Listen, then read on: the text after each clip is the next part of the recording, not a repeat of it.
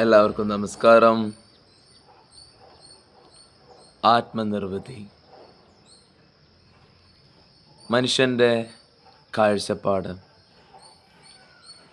നമ്മുടെ നിർവൃതിക്ക് വേണ്ടി, ഫുൾഫില്ലിന് വേണ്ടിയിട്ട് നമ്മൾ സ്വപ്നം കാണണം.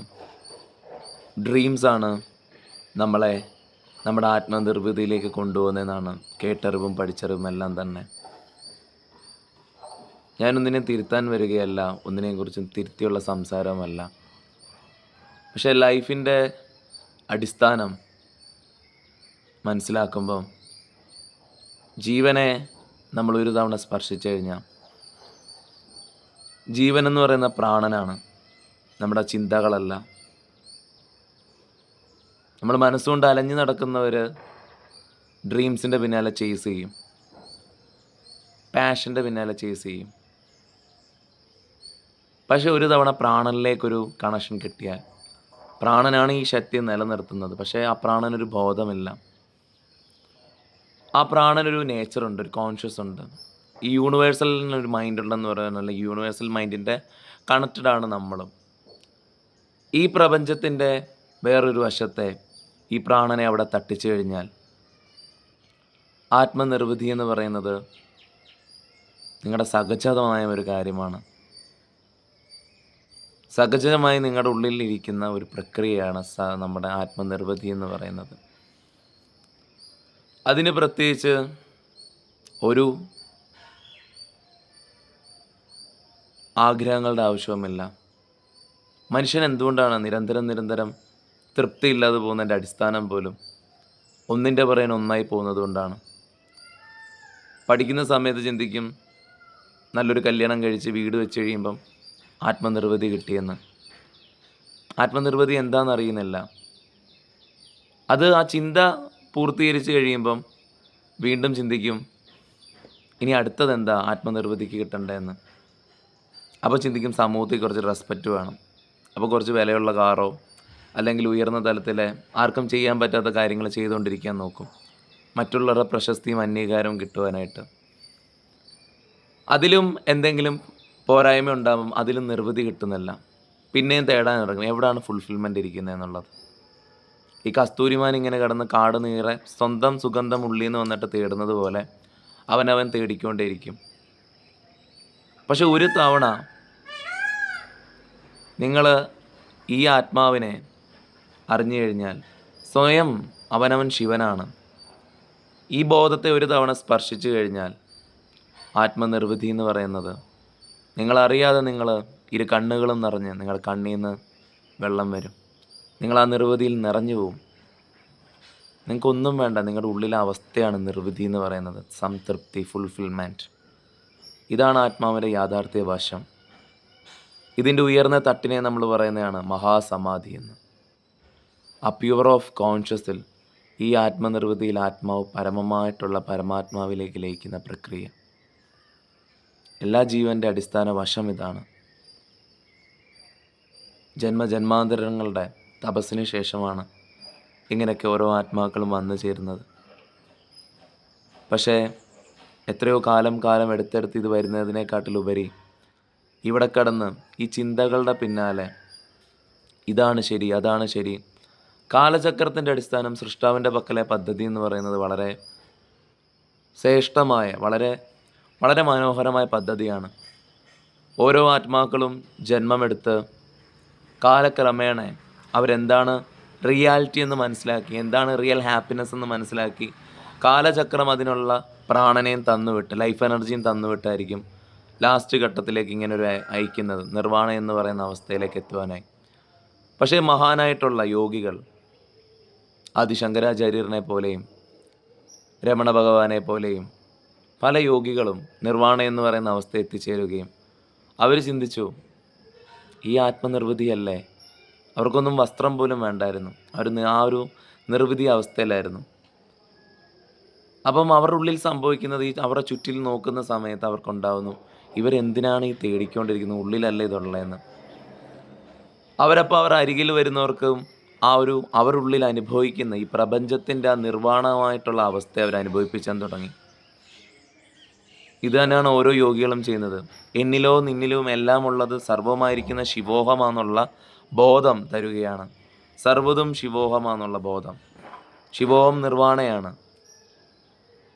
ആത്മനിർവൃതി അവസ്ഥയാണ് നിർവ്വാണ എന്ന് പറയുന്നത്.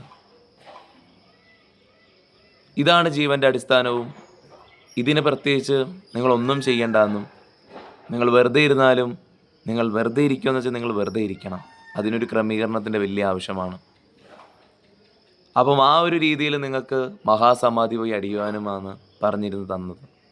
എന്നാൽ എല്ലാവരുടെ ലൈഫിലും എല്ലാം ഘട്ടം ഘട്ടമായിരിക്കണം. എൻ്റെ കാഴ്ചപ്പാടിൽ ആത്മീയതയിൽ ഒരു തവണയോ 2 തവണയോ നമ്മൾ എക്സ്റ്റസി അറിയണം, നിർവ്വാണം എന്താണെന്ന് അനുഭവിച്ചറിയണം. എന്നാൽ മാത്രമേ അവയർനെസ് ഉണ്ടാവുള്ളൂ. ലൈഫിൻ്റെ റിയാലിറ്റി എന്താണെന്നും ലൈഫിൻ്റെ അൺറിയാലിറ്റി എന്താണെന്നുള്ളത് നമുക്ക് തിരിച്ചറിയാൻ സാധിക്കണം. ഒരു തവണ നമുക്ക് അവയർനെസ് ഉണ്ടായിരിക്കണം. ഇത് വളരെ ഇമ്പോർട്ടൻ്റ് ആണ്. അവിടെ നിന്നുകൊണ്ട് കാലക്രമേണ ഈ ഒരു കാലചക്രത്തിൽ തന്നെ മോചനപ്പെടുന്ന അവസ്ഥയിലേക്കും എത്തിച്ചേരണം. നമ്മൾ പെട്ടെന്ന് നമ്മളൊരു നിർവ്വാണ അവസ്ഥയിലെത്തിയാലും നമ്മുടെ ഈ ഒരു നമ്മളറിയുന്ന നമ്മുടെ സൂക്ഷ്മമായിട്ടുള്ള നമ്മുടെ ആ സ്വർണ്ണ ശരീരത്തിൻ്റെ അനുഭൂതിയാണ്, പരബ്രഹ്മമായി ഇരിക്കുന്ന ആ ശരീരത്തിൻ്റെ അനുഭൂതിയാണ് നിർവ്വാണം എന്ന് പറയുന്നത്. എന്നാൽ ഇവിടെ നമ്മൾ നിലകൊള്ളുന്നതിനൊരു കാരണ ശരീരമുണ്ട്. അതിന് പല ഓർമ്മകളുണ്ട്. അതിലാണ് കർമ്മബന്ധനങ്ങളും എല്ലാം തന്നെ.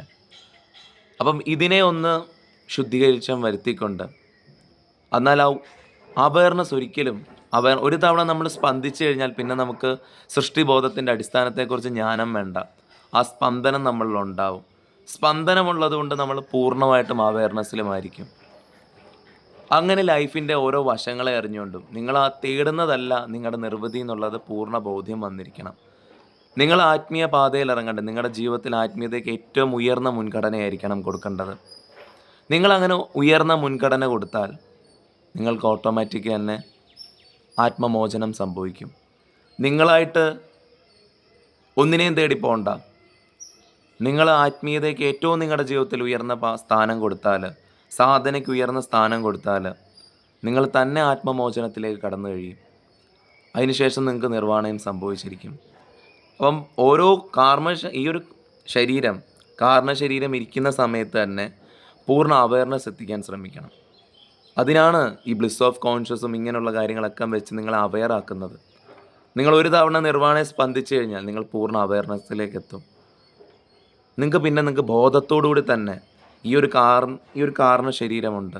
ഈ കാരണ ശരീരത്തിനെ നിങ്ങൾക്ക് ബോധപൂർവം എന്ത് ചെയ്യാൻ പറ്റും? അതിനെ ഓരോ ഘട്ടമായിട്ട് നിങ്ങളെ പൂർണ്ണമായിട്ട് നിർവ്വാണയുടെ അവസ്ഥയെന്ന് പറയുന്നത് പ്രാണൻ ഇപ്പം ഈ ശരീരത്തിൽ ഇരുന്നുകൊണ്ട് അറിയുന്ന ഒരു അനുഭൂതിയാണ്. പക്ഷേ ഈ പ്രാണൻ ഈ ശരീരത്തിൽ നിന്നല്ല. ഈ ശരീരം ഒരു ശാശ്വതമല്ല ഒരിക്കലും.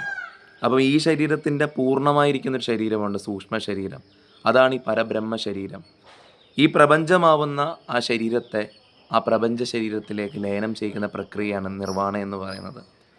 അപ്പം ആരോഗ്യവും സമയവും ഉള്ള സമയത്ത് അതിനുവേണ്ടി കുണ്ടലിനി ചൈതന്യത്തിനെ പൂർണ്ണമായിട്ട് ഉയർത്തണം. അതാണ് മഹാസമാധി എന്ന് പറയുന്ന അവസ്ഥ. ഇതെല്ലാം നിങ്ങളിലും സംഭവിക്കുന്ന പ്രക്രിയയാണ്. ഇതാണ് ആത്മാവിൻ്റെ അടിസ്ഥാന വശമെന്ന് പറയുന്നത്.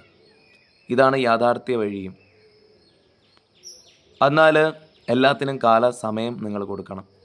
പൂർണ്ണ അവയർനെസ്സോട് കൂടിയിട്ട് നിങ്ങൾ നിങ്ങളുടെ ഈ ഒരു ശരീരത്തിനെ, കാരണ ശരീരത്തിലുള്ള എല്ലാ ബന്ധനങ്ങളും നിങ്ങൾ ആത്മീയ സാധനയിൽ A2 അങ്ങനെ എയും ബിയും സിയും ഡിയും ഇസഡും ഓരോന്നോരോന്നായിട്ട് നിങ്ങൾ സാധന പരിശീലിച്ച് ഓരോരോ പരിശീലനത്തിലൂടെ വരുമ്പം നിങ്ങൾ തന്നെ നിങ്ങളുടെ ആത്മമോചനം സംഭവിക്കും. അങ്ങനെ നിങ്ങൾ പോയി കഴിഞ്ഞാൽ നിങ്ങൾക്കൊന്നും തടസ്സം വരില്ല. നിങ്ങൾ തന്നെ എന്ത് ചെയ്യും? ആ പ്രക്രിയയുടെ ഭാഗമായി തീരും. ഈ പ്രപഞ്ചത്തിൻ്റെ ഭാഗമായി കഴിഞ്ഞാൽ ഏറ്റവും കൂടുതൽ നിങ്ങളെ മായയിലേക്ക് വലിച്ചിടുന്നത് ഈ പഞ്ചഭൂതങ്ങളാണ്. റിയാലിറ്റി എല്ലാത്തിനെ നിങ്ങളിലേക്ക് വീണ്ടും നിങ്ങളുടെ പഞ്ചേന്ദ്രിയങ്ങൾ കൊണ്ട് കാണിച്ചുകൊണ്ട് നിങ്ങളെ റിയാലിറ്റി എല്ലാത്തിലേക്ക് നയിപ്പിച്ചുകൊണ്ടിരിക്കുന്നത്. എന്നാൽ അതിൽ നിന്ന് തന്നെ നിങ്ങൾക്ക് മോചനം വരികയും അവയർനെസ് വന്നു കഴിഞ്ഞാൽ പിന്നെ നിങ്ങൾ തന്നെ ആ നിർവ്വാണയിലേക്ക് എത്തിച്ചേരും. നിർവ്വാണയാണ് ആത്മാവിൻ്റെ നിർവിധിയായ അവസ്ഥയാണ്. അതിന് നിങ്ങൾ ബ്രഹ്മത്തിൽ ലയിക്കണമെന്നോ നിങ്ങൾ വേറെ എങ്ങോട്ടേലും ഓടണം, നിങ്ങൾ എവിടെ ഇരുന്നാലും നിങ്ങൾ കണ്ണടച്ച് കഴിഞ്ഞാൽ നിങ്ങൾക്ക് ആ നിർവ്വാണം സംഭവിക്കണം. നിങ്ങൾക്ക് കണ്ണടച്ച് കഴിഞ്ഞാൽ ആത്മനിർവൃതി സംഭവിക്കണം. അതിന് ഈ പഞ്ചേന്ദ്രിയങ്ങളുടെ പ്രവർത്തനത്തിൻ്റെ ആവശ്യമില്ല. ആത്മനിർവൃതിക്ക് അവനവനിലേക്കൊന്ന് തിരിഞ്ഞാൽ മതി. ഇന്നർ ജേണിയാണ്, ഉള്ളിലേക്കുള്ള യാത്രയിലാണ് ആത്മനിർവൃതി സംഭവിക്കുന്നത്. അതിന് മാത്രമേ ശാശ്വതമായിട്ടുള്ളതും നിലനിൽപ്പുള്ളതും ഒരവസ്ഥയെ കൊണ്ടുതരാൻ സാധിക്കുള്ളൂ. നമസ്കാരം.